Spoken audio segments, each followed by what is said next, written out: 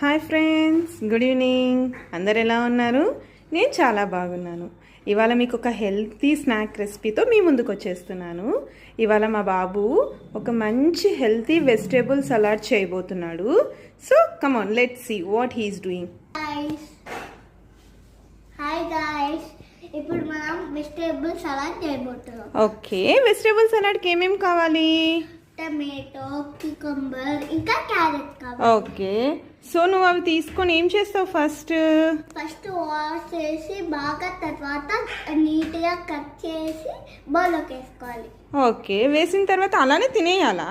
ఆహా, ఏమేమి వేస్తావు మరి దాంట్లోకి? లెమన్ జ్యూస్, పెప్పర్, ఇంకా సాల్ట్ వేసి చేసుకుంటే మన వెజిటేబుల్ సలాడ్ రెడీ. సో మీరు కూడా విన్నారా మా బాబు చేసిన హెల్తీ రెసిపీ?